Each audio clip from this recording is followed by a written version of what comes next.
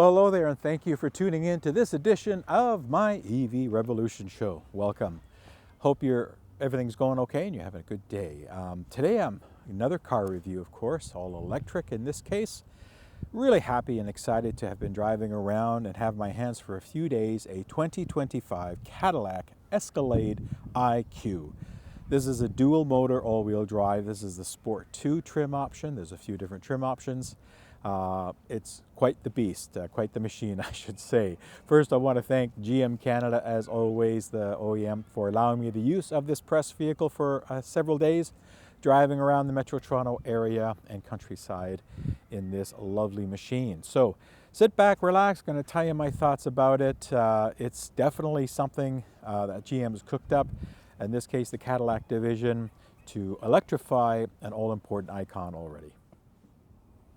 Now, Cadillac says that this is engineered specifically for electric propulsion.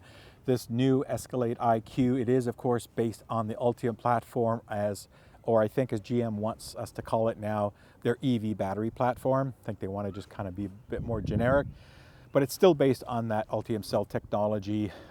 This is a pretty big pack, and I'll get into some of the specs, but it really has been built from the ground up as a proprietary EV based on the Escalade design that we all kind of know, and that's out there.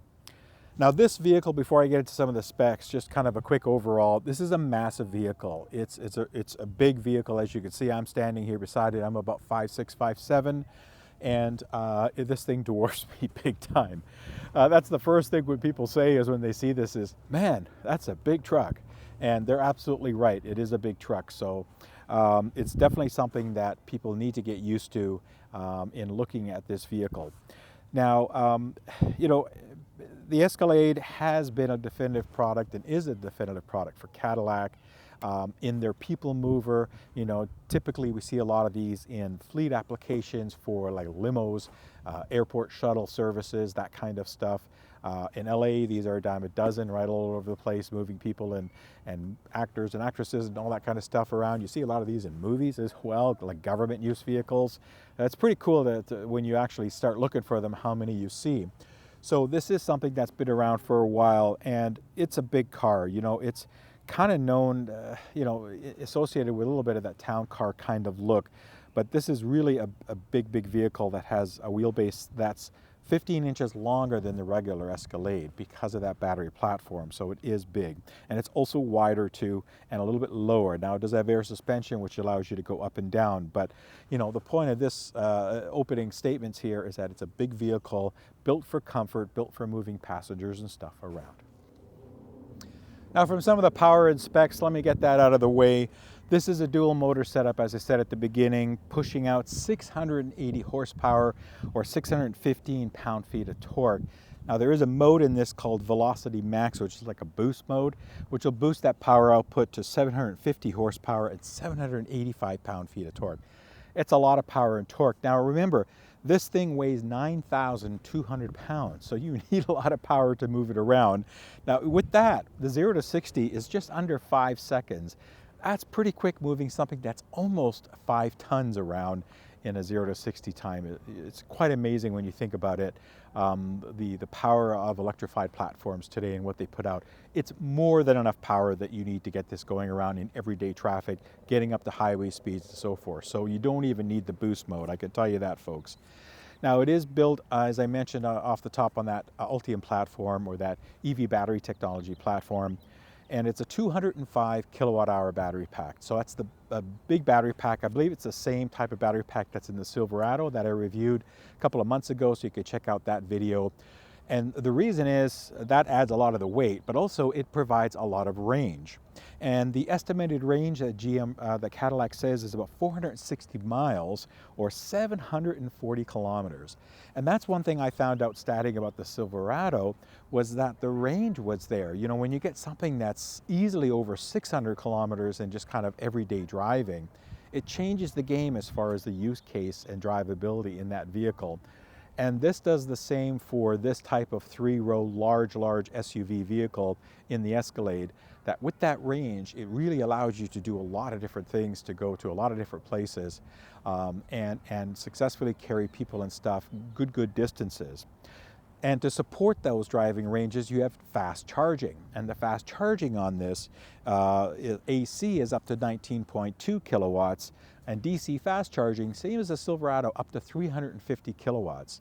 If you watched my video on the Silverado, you saw that I took it to a Tesla supercharger and was getting around 170 to 180 kilowatts, not even at a very low state of charge. So I'm confident that this can pull a lot of that power to give you that 10 to 80% in about 30, 35 minutes, maybe 40 minutes time frame, depending on the temperatures that you're at. Let's say in a nice temperatures like today, which is about 15, 16 degrees C and a little bit sunny. So it definitely supports the nice charging environment. So what that gives you is a really good package of usability, right? You top it up at home. If you want to go to 100%, top it up to 100%, have a nice long road trips. I've been driving this all week. I picked it up fully charged and I have not plugged it in since. I picked it up Monday, today is Friday that I'm filming this, and I have not touched the charging at all. And I'm still at about 46%. It's amazing how much how much range this thing gets. I'll show you some of the numbers a little bit later on near the closing, what I've got there. So I think that they're bang on with the predictability in this vehicle. In fact, I'll show you those numbers now. Over 3 kilometers per kilowatt hour. And if you multiply that by 200, that's over 600 kilometers. So it's definitely in that comfort zone of 600 plus kilometers in real life range. So all in all, saying from a performance spec, it definitely has everything there. It'll definitely move you around and get you to where you have to get comfortably. Now from a front cargo space, it does have a remote to open this, there's a button inside the console. There is no external buttons to open up, but it has a big E-frunk, or E-trunk as GM likes to call it. It's 12.2 cubic feet or 345 liters, so not as big as some of the pickups that we've seen like in the Ford and the Silverado, but a good enough room to have some space. As you can see, I have a plastic box with some stuff here to throw stuff. So really good sealed space if you want to put something in and keep it sealed out of the elements. The E-trunk or the frunk is the place to put them. Now from a cargo capacity, I'm going to open the hatch here. As you can see, it's got a big hatch that opens up. Fully adjustable, of course, from a height perspective. But there's a lot of room here. Now, this is a 3-row SUV. I'm going to talk about the interior and the seating a little bit, but I just wanted to talk about the cargo. It's got a lot of cargo space. So when you have the third row up like this, behind it, it's about 23.6 cubic feet or 668 liters. Drop this third row and you get 69.1 cubic feet or 1,957 liters. And then put that second row down, and you get 119 cubic feet or 3,370 liters of space.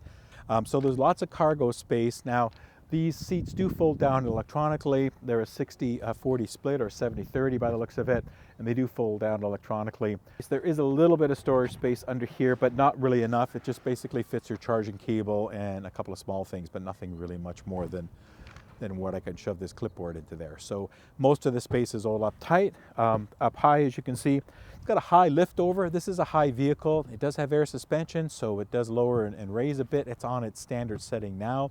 There is a setting that will lower a little bit for a little bit easier entry, but I've just left it on the standard. So you can kind of see the height here comes up to my waist from that. So you would have a bit of a high lift over, and then if you had lots of luggage, you would drop this third row and make it easy. In fact, I won't even drop it because I'm going to shoot the interior.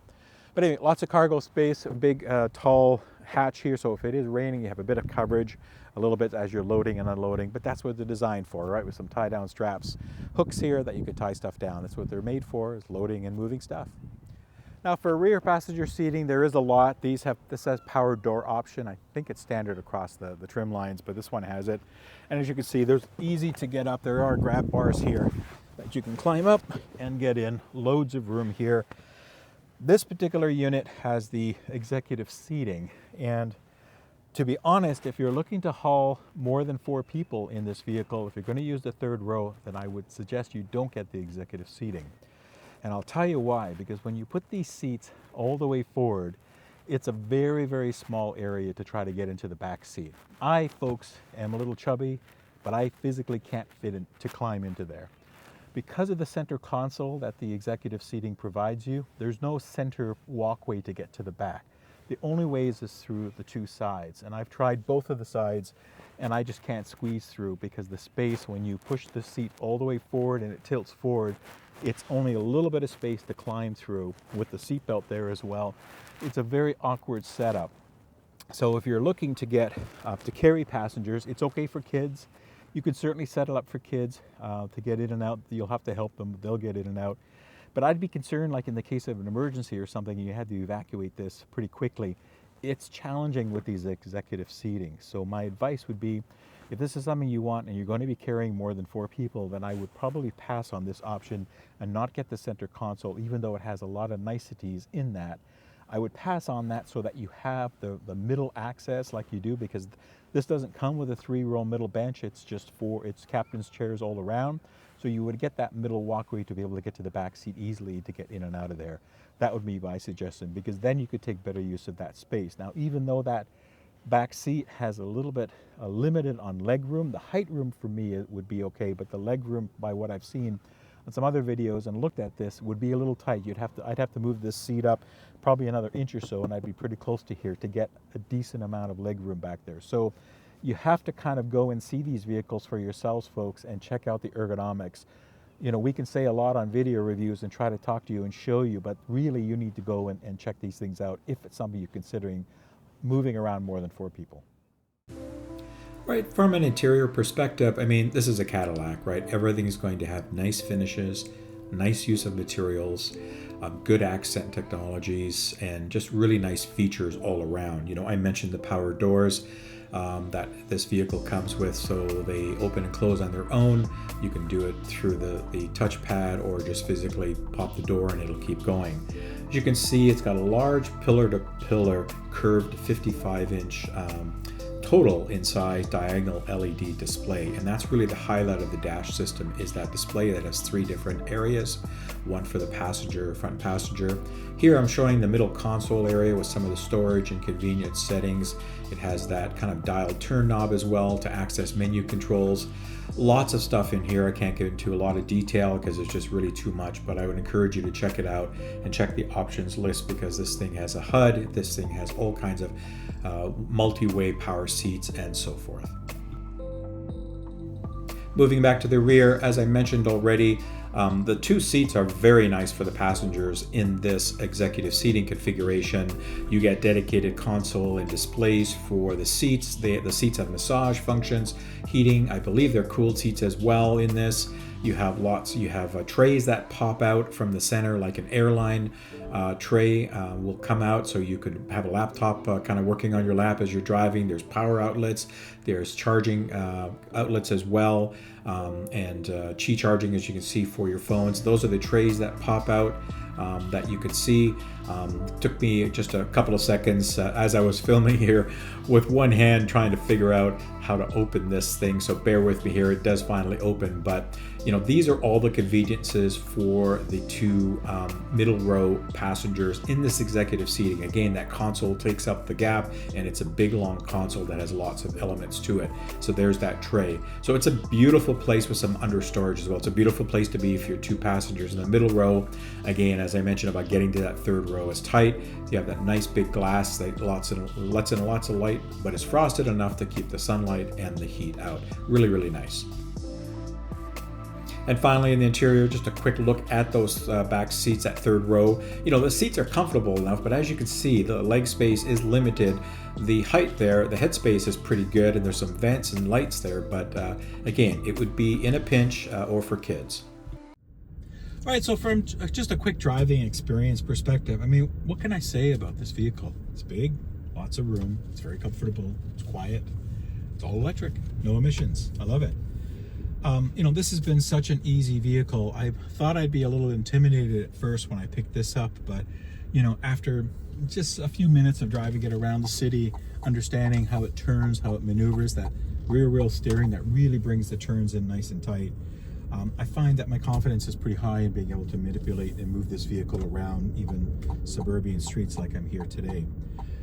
It's been a really nice vehicle to drive. I've ran this in, you know, I've talked about GM's implementation of the one pedal before, that they've done a great job in it.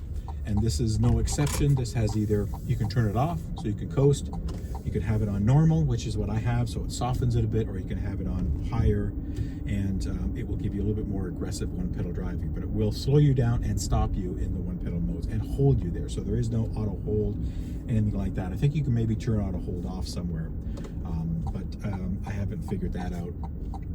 It's been a really easy car to drive. You know, I really like the use of the turn signals. Using the cameras, it's a big display. It puts it in the middle here, as you can see by this B-roll when you're turning. So that really helps because it's got such big blind spots. Now I do have the mirrors. I do love the big side mirrors. So I have them a little lower to try to hide a little bit, you know, get into those blind spots a little bit more, but it's a big vehicle. So definitely having the side cameras activated during your turns really helps from a safety. Good visibility around. Again, you know, obviously the C-pillar is pretty thick back there, but certainly seeing around, it's pretty nice. You sit nice and high, nice and tall. You have the big panoramic roof, so there's good visibility here. You know, the ride is nice. It's an air suspension. I've been running it on touring, all the touring settings all week just to get the maximum comfort. It's really nice. The big tires and the air suspension absorb all the bumps. You really have to go through some big bumps to get rattled around. But didn't have to worry about spilling my coffee when I'm drinking it, that kind of stuff. It's just a nice, easy ride, and I think that's what people need to understand when they're going from a gas to an EV, how easy it is just to get in. There is no on-off, start-stop button here. You just get in, press the brake pedal like in Tesla and some of the others, and the car comes on and it's ready to go. Because these have the power doors, when you open your door and then when you get in, you press the brake pedal, the door will automatically close, and you can change those settings as well in here. There's lots of settings to go through. There's 3-zone climate controls. There's all kinds of things that I could spend probably 30 minutes talking on from a features, but I would advise you to go to the website and look at their brochure because there's tons of options on this vehicle. Safe to say for my driving, it's quiet, it's comfortable, it's extremely capable, and I just can't get over that range. You know, 500 kilometers at 3.6 kilometers per kilowatt hour. That's well over 600 kilometer range at a 205 kilowatt hour pack.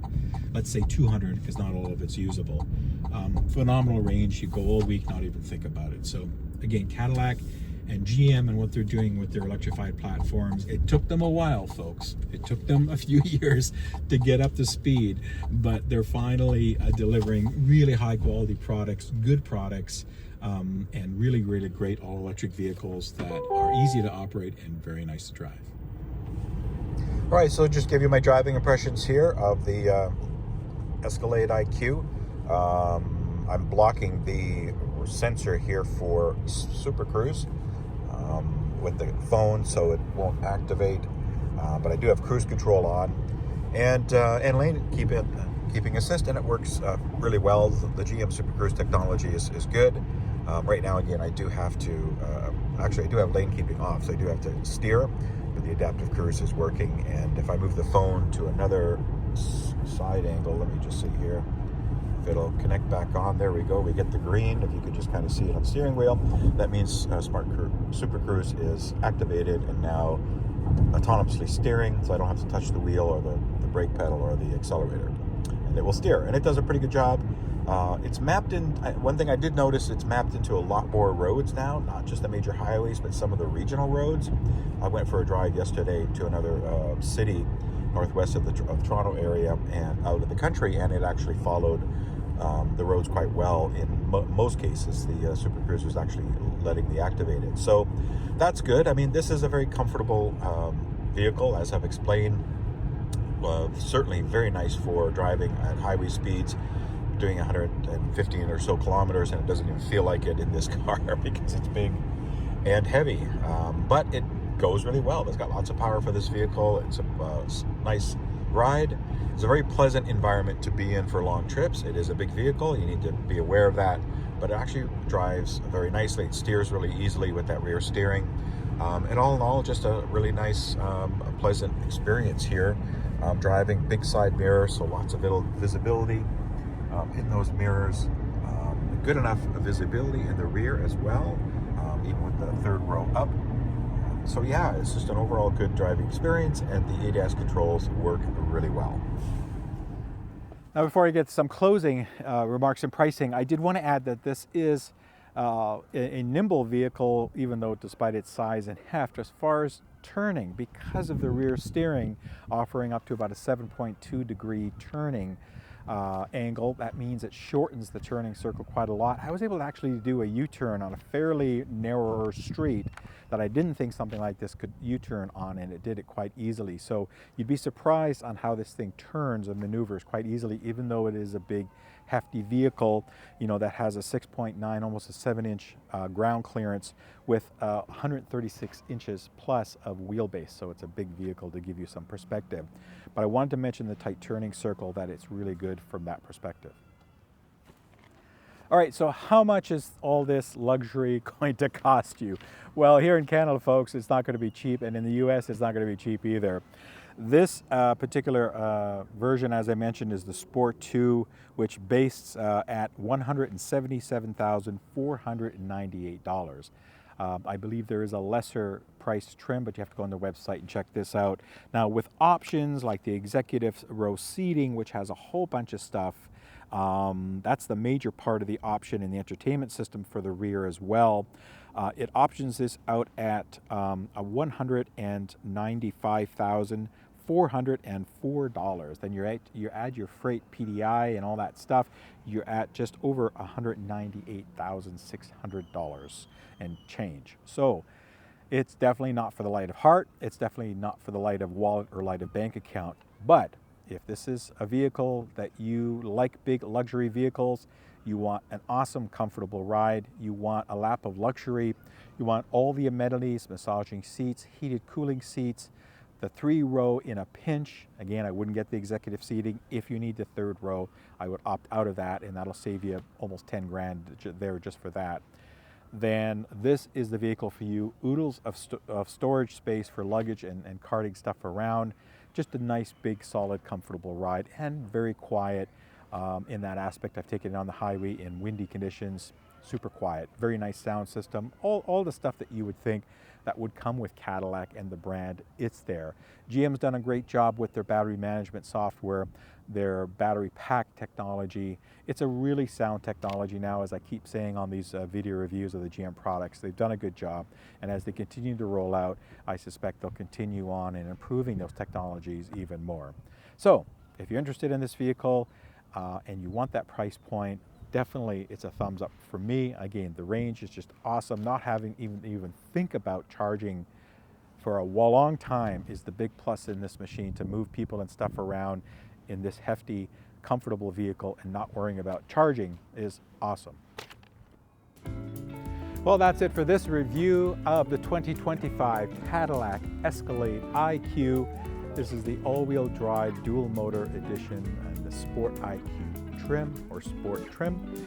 Definitely check the website out for all the details. Go see your Cadillac dealer to climb, smell, touch, all that kind of stuff. See how it is ergonomic and experience all electric from a Cadillac perspective. It really is a nice vehicle. Again, I want to thank GM Canada for allowing me the use of this press vehicle for a few days. It's been awesome to drive around, get lots of looks. I've had people just filming here, stopping, going, wow, man, that's an excellent looking car. That's really nice. What is that? And they ask questions. So it definitely turns heads. It's definitely a big machine. But you know, I love it to see. I'd rather see this electrified than a big gas motor doing a lot of emissions, because that's where you get a lot of pluses. And you know, for home charging, folks, to charge this from zero to full from zero, for me at home is about 20 bucks. So $20 to go 600 kilometers and change in range is awesome. Do the math, figure that out. Yes, this is an expensive vehicle. It wouldn't be something that I would need or want, but if I was thinking of something and I wanted something in this range, all electric is the way to go. So thanks very much for tuning in. If you have any questions, email me, follow me on Twitter or X, I'm still there, and send me an email. If you have one of these, I'd love to hear your story. I'd love to hear what you think of it, and go from there. And until the next review, everybody stay safe, have fun, and I will see you when I see you. Take care and bye-bye.